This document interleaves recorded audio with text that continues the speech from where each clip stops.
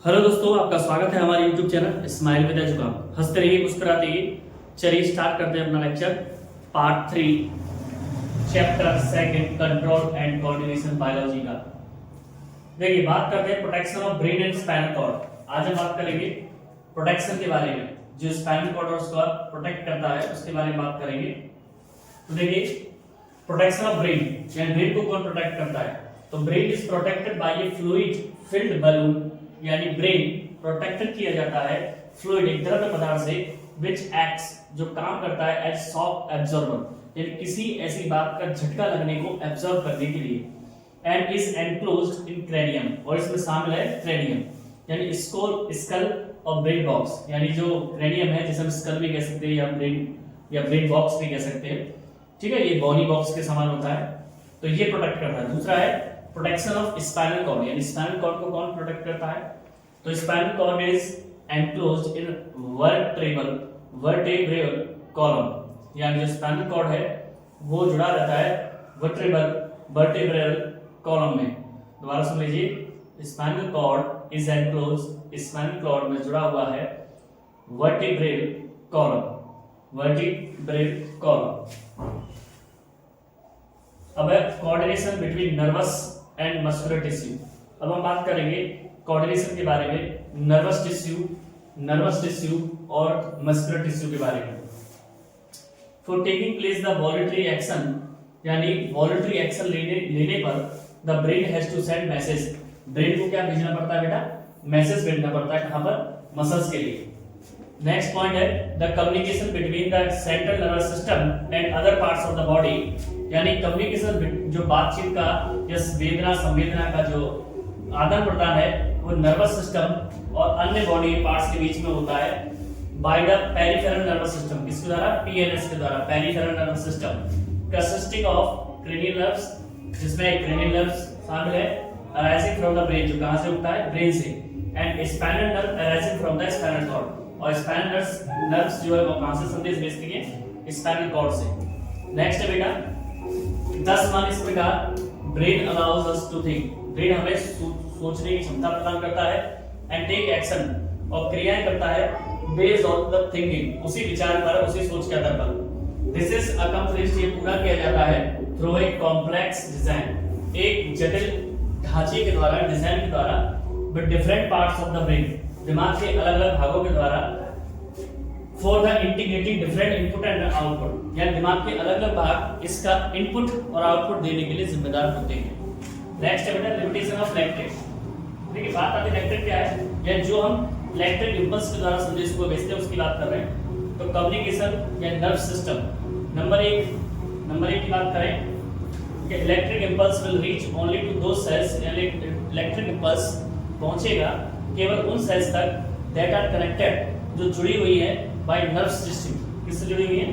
Nerve tissue से, यानी electric impulse उन्हीं जगह पर पहुंच पाएगा, उन्हीं बॉडी पार्ट्स तक पहुंच पाएगा जो कनेक्टेड है हमारे नर्व सिस्टम से, नर्वस टिश्यू से।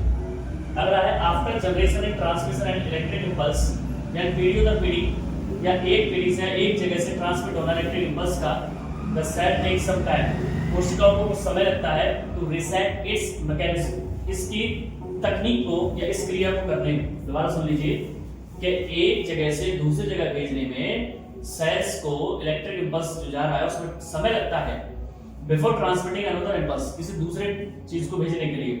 सो इसलिए cell can not continuously create and transmit impulse, इसलिए सेल जो है वो इस काम को जारी नहीं रख सकती है। आगे है plants do not have any nervous system, पौधों में कोई भी नर्वस सिस्टम नहीं होता है। ठीक है, पौधों में कोई नर्वस सिस्टम नहीं होता है। नेक्स्ट है बेटा chemical communication. It helps in overcoming, ये सहायता करता है किसमें? पौधों को, जीवों के बीच में केमिकल रिएक्शंस को बनाए रखने में। नेक्स्ट है बेटा कोऑर्डिनेशन इन प्लांट, ये पौधों में कोऑर्डिनेशन। तो there are 3 types of movement in plants, पौधों में 3 प्रकार के मूवमेंट होते हैं। एक होता है इंडिपेंडेंट ऑफ ग्रोथ और दूसरा होता है dependent on growth. Independent growth कौन सी कहलाती है? जो अप्रत्यक्ष है, और डिपेंडेंट ग्रोथ जो पूरी तरह से दिखाई देती है, यानी गैर निर्भर और निर्भर। तो independent of growth, independent growth has immediate response to stimulus, यानी इंडिपेंडेंट ग्रोथ तुरंत ही रेस्पॉन्स देती है स्टिमुलस के आधार पर, प्लांट्स यूज, पौधे यूज करते हैं इलेक्ट्रिकल केमिकल मीन्स माने साधन का, टू कन्वे इंफॉर्मेशन, सूचनाओं को भेजने के लिए, फ्रॉम सेल टू सेल, एक सेल से दूसरे सेल तक। यानी पौधे इलेक्ट्रिकल केमिकल साधन का प्रयोग करते हैं एक सेल से दूसरे सेल तक सूचनाओं को भेजने के लिए। अगला है बेटा फॉर मूवमेंट टू हैपन, यानी जो होता है मूवमेंट इस प्रकार होता है कि सेल्स चेंज देयर शेप, कोशिकाएं अपने आकार को बदलती है, by changing the amount of water, बदल करके पानी की मात्रा को इन दैट उसमें। रिजल्ट एक परिणाम होता है इन स्वेलिंग, या तो वो सूज जाती है और श्रिंकिंग या सिकुड़ जाती है, सेल्स माने कोशिकाएं। यानी कोशिकाएं क्या करती हैं अपनी शेप को चेंज करती हैं, पानी की मात्रा को या तो रिलीज कर देंगे तो सिकुड़ जाएंगे, एब्जॉर्ब कर लेंगी तो क्या हो जाएगा, स्वेल हो जाएंगे। एग्जांपल जैसे ड्रॉपिंग ऑफ लीव्स, यानी पत्ती का मुरझाना, टच मी नॉट प्लांट, यानी किसका, टच मी नॉट प्लांट का, यानी छुई हुई के पौधे का, जैसे उसे हम छूते हैं। अब आता है डिपेंडेंट ऑन ग्रोथ, तो this movement are tropic movement, ये मूवमेंट ट्रॉपिक मूवमेंट है, यानी डायरेक्शनल मूवमेंट कह सकते हैं। रिस्पांस टू स्टिमुलस, किसके आधार पर, स्टिमुलस के आधार पर। जैसे पहला हम बाहर पढ़े तो ये सब टेंड्रिल की वजह से होता है। टेंड्रिल जो होती है ये आपको दिखाई दे रहा होगा, ये टेंड्रिल है, आपने बेल्स में देखा होगा इस तरह का, ये स्पाइरल टाइप का होता है, ये किसी भी जगह पर यानी किसी भी चीज से टच करता है तो उसको जकड़ लेता है, उससे सहारे बेल आगे बढ़ जाती है।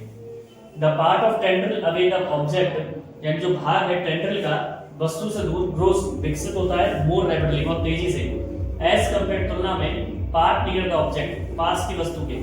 दिस कॉज, इसी कारण से सर्कुलेटिंग ऑफ टेंड्रिल, यानी जो सर्कुलेटिंग, यानी सर्कल बना हुआ है टेंड्रिल का अराउंड द ऑब्जेक्ट, किसके चारों ओर आ जाता है, किसके चारों ओर गिर जाता है, ऑब्जेक्ट के। अगला है बेटा फोटोट्रॉपिज्म। आज हम फोटोट्रॉपिज्म की बात करें तो मूवमेंट टुवर्ड्स लाइट, यानी जो लाइट की ओर मूवमेंट करते हैं, प्रकाश की ओर, वो होता है फोटोट्रॉपिज्म। जियोट्रॉपिज्म क्या होता है, यानी मूवमेंट टुवर्ड्स या अवे फ्रॉम द ग्रेविटी, यानी या तो ग्रेविटी से दूर या ग्रेविटी की ओर जो मूवमेंट होता है वो जियोट्रॉपिज्म होता है। नेक्स्ट है बेटा केमोट्रॉपिज्म, यानी growth of pollen tube towards ovule, यानी केमोट्रॉपिज्म क्या होता है, यानी पोलन ट्यूब का विकसित होना किसकी ओर, ओव्यूल की ओर। इसके बारे में नेक्स्ट चैप्टर में बात करेंगे।